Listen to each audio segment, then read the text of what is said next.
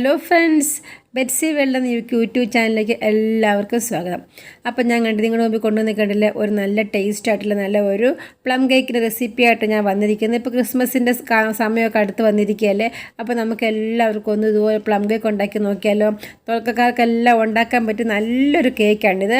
ഇതിനകത്ത് ഫ്രൂട്ട്സ് ഞാൻ ഒരു മാസം അങ്ങനെ ഒന്നും ഞാൻ സോക്ക് ചെയ്ത് വെച്ചിട്ടില്ല. വെറും 1 മണിക്കൂർ കൊണ്ട് മാത്രം സോക്ക് ചെയ്ത് വെച്ച ഒരു കേക്കാണ്. അപ്പോൾ നമുക്കിത് എങ്ങനെ ഉണ്ടാക്കി നോക്കാം. അതിനു മുമ്പ് എൻ്റെ ചാനൽ ആദ്യമായിട്ടാണ് കാണുന്നത്, സബ്സ്ക്രൈബ് ചെയ്യാൻ മറക്കല്ലോ കേട്ടോ. അപ്പോൾ നമുക്ക് വീഡിയോയിലോട്ട് പോവാം.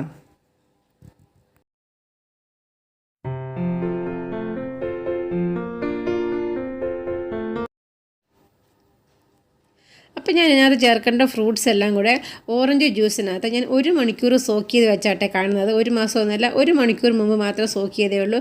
അപ്പോൾ എന്തൊക്കെ ഫ്രൂട്ട്സാണ് ചേർക്കേണ്ടതെന്നുള്ള ഞാനിവിടെ കൊടുക്കുന്നുണ്ട്.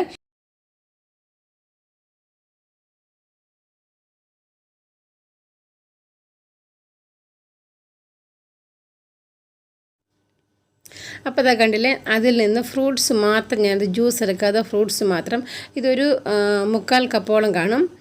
അപ്പോൾ ഞാനതിങ്ങനെ ഊറ്റി ഫ്രൂട്ട്സ് മാത്രമായിട്ട് ഞാനിങ്ങനെ ഊറ്റിയെടുത്തിരിക്കണം. അപ്പോൾ ഇതുപോലൊരു ബൗൾ എടുത്തിട്ട് അതിനകത്തേക്ക് ഈ ഫ്രൂട്ട്സ് എല്ലാം കൂടി ഇങ്ങനെ ഇടാം.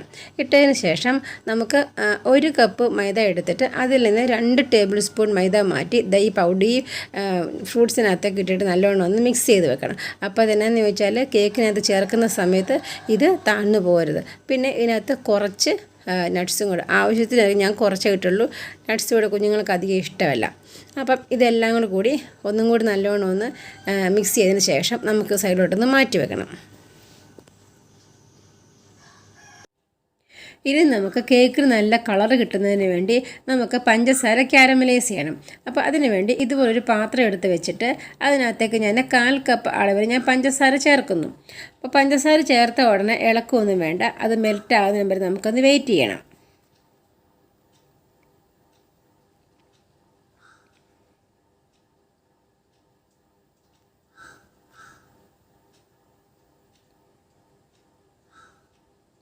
ഇപ്പോൾ ഇതാ കണ്ടില്ലേ, പഞ്ചസാര നല്ലോണം മെൽറ്റായി വന്നിരിക്കുകയാണ്.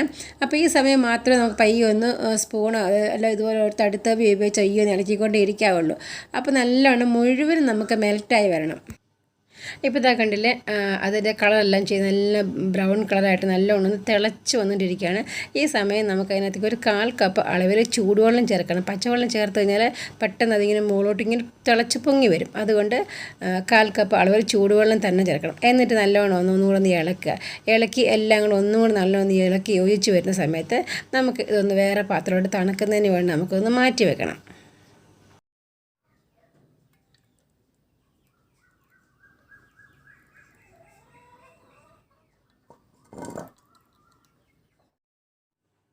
ഇപ്പോൾ ഇതാ ഒരു പാത്രത്തിലോട്ട് പകർന്ന് മാറ്റി വെച്ചിരിക്കുകയാണ്. ഇനിയിപ്പോൾ നമുക്ക് തണുക്കുന്നതിന് വേണ്ടി നമുക്കൊന്ന് മാറ്റി വയ്ക്കാം.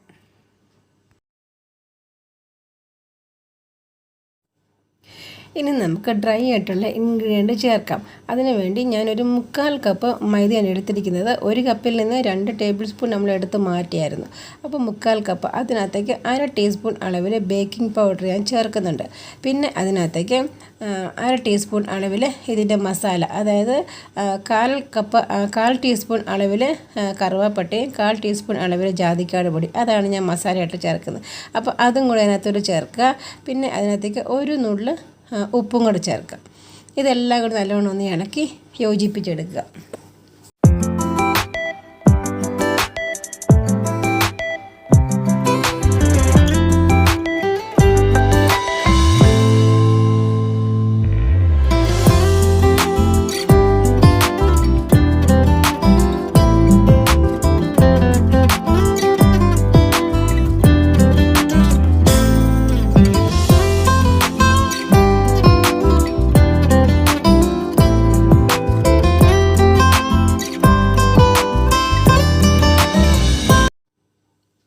ഇനി ഞാൻ ഈ കേക്കിന് വേണ്ടി 2 മുട്ടയായിട്ട് എടുക്കുന്നത്. അപ്പോൾ ഇതുപോലെ പാത്രത്തിനകത്തേക്ക് 2 മുട്ട പൊട്ടിച്ചൊഴിച്ചതിന് ശേഷം ഒരു ബീറ്റർ ഉപയോഗിച്ച് നല്ലോണം ഒന്ന് ഇളക്കി യോജിപ്പിച്ചെടുക്കുക. അപ്പോൾ അതിൻ്റെ കൂട്ടത്തിൽ തന്നെ നമുക്ക് 1 ടീസ്പൂൺ വാനില എസൻസ് ചേർക്കാം. അപ്പോൾ വാനില എസൻസ് ചേർക്കുന്ന ആ മുട്ടയുടെ ഒരു സ്മെല്ലൊന്ന് മാറി കിട്ടുന്നതിന് വേണ്ടി കേട്ടോ. എന്നിട്ട് ഇതെല്ലാം കൂടി നല്ലോണം ഒന്ന് ബീറ്റ് ചെയ്തെടുക്കുക.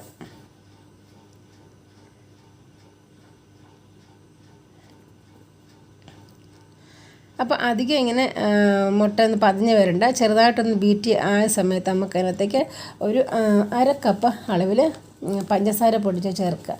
കുറേശ്ശെ ഇതും കൂടെ ചേർത്ത് നമുക്കൊന്ന് യോജിപ്പിച്ചെടുക്കണം.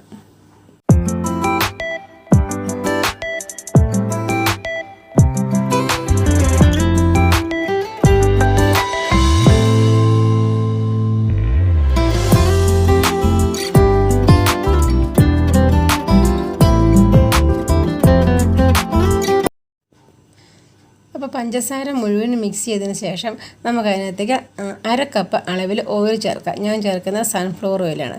അപ്പോൾ ഓയിലും കൂടി ചേർത്തതിന് ശേഷം ഒന്നും കൂടെ ഒന്ന് ബീറ്റ് ചെയ്തെടുക്കുക.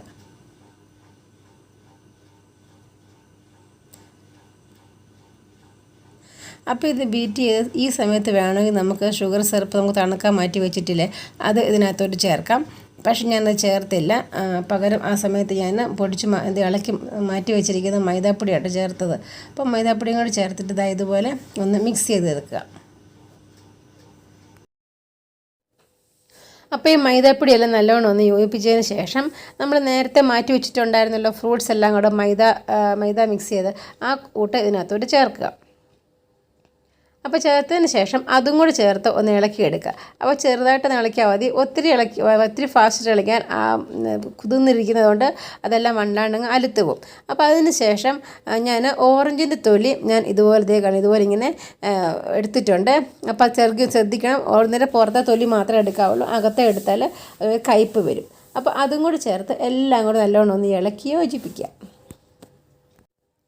അപ്പോൾ യോജിപ്പിച്ചതിന് ശേഷം നമ്മൾ നേരത്തെ മാറ്റി വെച്ചിരിക്കുന്ന ഷുഗർ കാരമലൈസ് ചെയ്ത മിക്സ് ചെയ്തുകൊണ്ടല്ലോ അതും കൂടി ഇതിനകത്തോട്ട് ചേർക്കുക. എന്നിട്ട് എല്ലാം കൂടി നല്ലോണം ഒന്ന് യോജിപ്പിച്ച് പാകത്തിനാക്കി എടുക്കുക.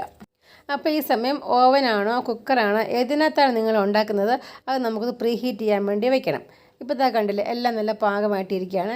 ഇപ്പം നമുക്ക് ബേക്ക് ചെയ്യാവുന്ന ടിന്നിനകത്തേക്ക് നമുക്കത് പകർന്ന് മാറ്റി വയ്ക്കാം. ഇപ്പം ഞങ്ങളിത് ബട്ടർ പേപ്പർ ഇട്ട് സൈഡിൽ ഓയിലൊക്കെ തടവി വെച്ചിരിക്കുന്ന പാത്രമാണ്. അപ്പോൾ ഇതിനകത്തേക്ക് നമ്മൾ ഈ കൂട്ട് ഒഴിച്ചിട്ട് നല്ലോണം ടാപ്പ് ചെയ്യുക. അപ്പോൾ അതിനകത്ത് എന്തെങ്കിലും എയർ ബബിൾസ് അങ്ങനെ എന്തെങ്കിലും ഉണ്ടെങ്കിൽ അത് പോകട്ടെ, അതിന് വേണ്ടിയാണ് ടാപ്പ് ചെയ്യുന്നത്. അപ്പോൾ നല്ലവണ്ണം ടാപ്പ് ചെയ്തതിന് ശേഷം നമുക്കിത് ബേക്ക് ചെയ്തെടുക്കാം. താഴെ പോവുകയല്ല, എന്നാലും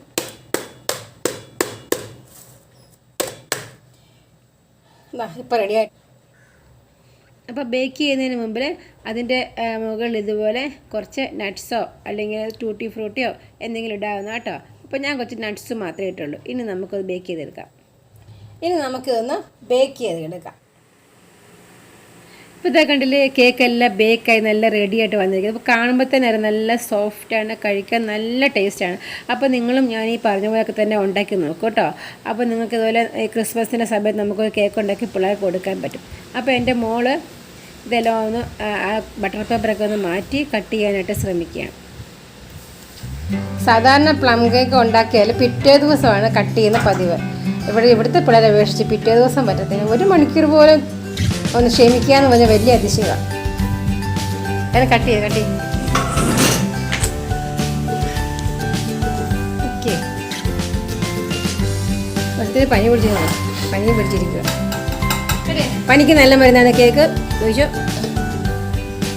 എന്നെ കാണിക്കാതെ എങ്ങനെ കാണാതെ കേക്ക് മുറിക്കുന്നത്.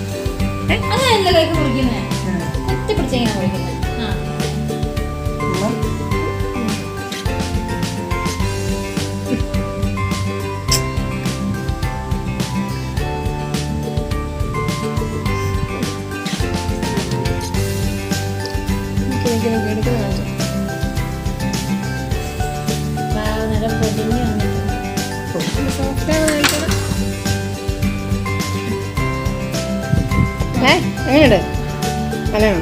നല്ല സോഫ്റ്റാണോ? നട്ട്സൊക്കെ ഒത്തിരി കൂടെ ഉണ്ടോ? ഇതാ ഭാഗം.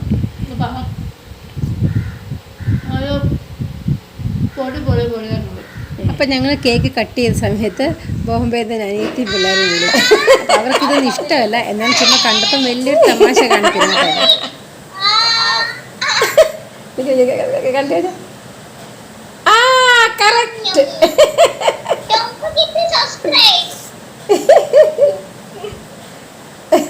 പെട്ടെന്ന് വാ, നമുക്കിതൊക്കെ ഉണ്ടാക്കി തിന്നാം.